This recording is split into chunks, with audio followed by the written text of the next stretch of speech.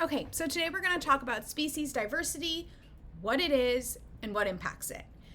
So species diversity seems to be kind of an elusive term. No one really, once you know what it means, you'll see that most people don't use it correctly. Species diversity is a combination of two quantifiable factors. So we're in a science field. Everything we say should have a mathematical background. We should be able to collect data on it. So when you say species diversity, you should be able to count it and calculate it. So species by diversity is a combination of two things: the number of species, which is called species richness. That's usually what people say when they mean species diversity. They actually mean species richness. So species richness is the number of species.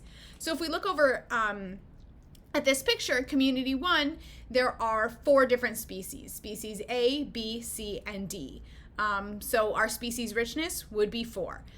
Doesn't mean anything unless we're comparing it to something else. So let's look at Community 2, just down below it. Again, we see the same species, A, B, C, and D. So again, they have the same species richness. They have 4 different species, 4 different types of species. Relative abundance is the other, as equally important part of species diversity. Relative abundance is basically, it's also called species evenness. It's the distribution of those 4 species, of your species richness overall. What we're looking for here is a more even distribution. Generally, ecologically speaking, the more even distribution, the more resilient your ecosystem, or the better it is to react to stressors. So if you have mostly a monoculture or mostly one type of species, if something happens to that species, the ecosystem is going to have a tough time responding.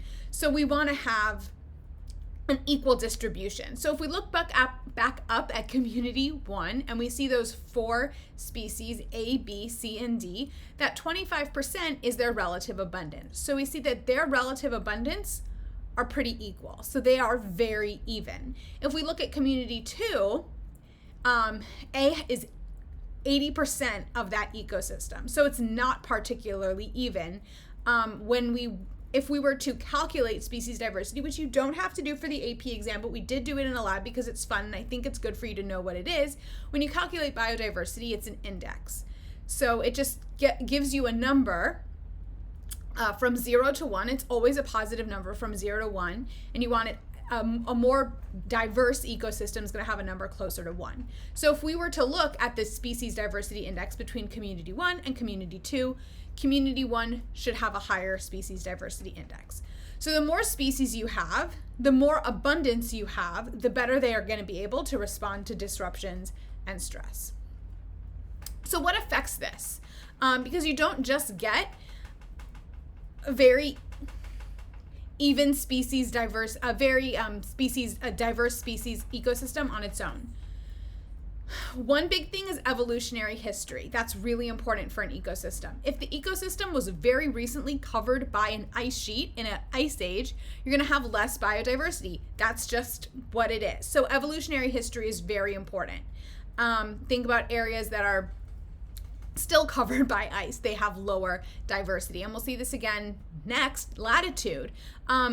Along the equator, you have much higher species diversity. So at this pink graph, I've highlighted the in text and then the picture. So the evolutionary history is highlighted in yellow, and then you'll see the picture is also highlighted in yellow. So next we're going to talk about how latitude affects species richness. It's highlighted in pink, and the picture that corresponds with it is also in pink. We have the latitude from very north to the equator, then to very south, and the number of fish species. This is just going to show us the number of, this is a species richness indicator. But you can see that at this equator area, we have the highest number of fish species. So latitude, the closer you are to the equator, the higher species richness, which should lead to a higher species diversity. And the last thing on this page is area. The bigger the habitat, the greater the number of species that can be supported there. The greater the number of species, generally the greater the species diversity index. The 2 other parts that aren't on this slide are island biogeography and disturbance. So island biogeography we're going to talk about in the next slide, and then we'll talk about disturbance in the last 2 slides. island biogeography impacts species diversity because it impacts the extinction rate, the rate in which new species go extinct and don't exist anymore, and colonization, the rate in which new species are able to arrive. So extinction is directly related to the size of the island. The bigger the island, the less extinction, because generally there should be more resources available for species. So on a larger island, you're going to have a lower extinction rate, so you should have more species richness. And on a smaller island, you should have more extinction because you have less resources, so you'll have a lower species richness, which should lead to a lower diversity index. Colonization has to deal with how close you are to the mainland. The closer you are to the mainland, the closer the island is to the mainland, the more new seeds you're going to get, or the more species that are able to immigrate onto your island. So the closer you are to the source, the closer you are to the mainland, the more species that will be able to come and replenish old species. So you should have greater species richness. How the farther you are from your mainland, from the source of new individuals, the less immigration you're going to have. So you should have a lower species richness and then a lower diversity. So if we put these two ideas together, we should expect to see the greatest species richness in islands that are very big and very close to the mainland, and the least amount of species richness in islands that are very small and very far away from the mainland. Disturbance also impacts species richness. The intensity of the disturbance and the time since the disturbance occurred. These two things come into play. So I think our gut reaction is to think, okay, the greater the intensity, the lower the species richness. And that is correct. But also, when you have very low levels of disturbance, you end up with very low levels of species richness. And that's because if you look over at that triangle, most species have three main characteristics. They're either really, really, really good at dealing with disturbance, they're called rudderals, or they're really good at dealing with stress or high stress situations. Think about like big changes in water, like tidal areas, or big changes in, or like high levels of sunlight and little water, like desert plants. So those things would be really good at adapting to stress. There's good stress adapters. And then there's really good competitors. Organisms that can live in low levels of oxygen, low levels of sunlight. These are really good competitors. So you can be really, really good at one of these things. You can be a really good stress adapter. You can be a really good disturbance adapter. You can deal with really high levels of disturbance that are very frequent. Or you can be a really good competitor. So you end up showing up later on in the ecological succession because you don't necessarily need a lot of, you're able to outcompete for resources, reproduce more in low levels of light. Or you can be some sort of combination of them, but you can't be really good at all of them. So what does this have to do with intensity of disturbance? Basically, what this has to do with intensity of disturbance and species diversity is that when you have really frequent, really intense disturbances, you end up favoring ruderal organisms over the other two. So you don't see a lot of really good stress adapters. You don't see a lot of really good competitors. You only see really good organisms that can handle that amount of disturbance. When you have very infrequent and very small disturbances, you end up also with very low levels of species diversity because you end up favoring really good competitors over the other two. So you end up only with species that are able to outcompete others, and you don't get a nice mixture. Basically, all the other organisms are outcompeted. So competitive exclusion ends up limiting diversity. Right there in the middle, so you have moderate intensity and moderate frequency of disturbance, you end up with all three of those organismal types living together. So you end up with the highest level of species diversity. And you can see that on the chart where you have the x-axis is level of disturbance. So in low levels of disturbance, you have low levels of species diversity. In high levels of disturbance, you have low levels of species diversity. But right there in the middle, in that intermediate level of disturbance, you have high levels of species diversity. And we call this the intermediate disturbance hypothesis.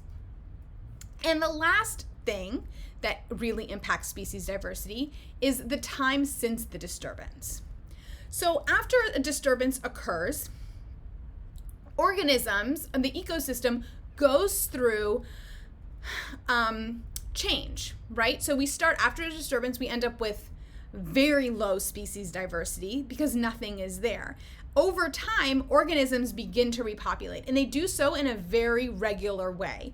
First, we have small annual plants come in, and then larger shrubs, larger trees, until you reach your climax community. So here you can also think about that triangle that we just talked about with our competitors, our stress adapters, and our rurals. At first, after that high level of, after that disturbance, you end up with your really good stress, your rurals, your really good disturbance adapters. They're starting to break down the ecosystem. This is called your pioneer species. They're starting to break down that rock. And we're going to talk about ecological succession in a different video. So you have your pioneer species. They're very good disturbance adapters. Then, once they've broken down that rock, if we're dealing with primary succession, you have your stress adapters come in. There's a lot of sun, maybe some difficult, stressful situations. And so you have them coming in and making way for your climax community. So once those shrubs come in, they make the ecosystem even more readily available. They facilitate more species coming in. And then you have your climax community, which are your really big trees. And these guys are very good competitors. So they're able to outcompete everybody else. So at your pioneer level, right after that disturbance, you have really good colonizers. Then in the intermediate, you have a combination of your really good colonizers and your really good competitors.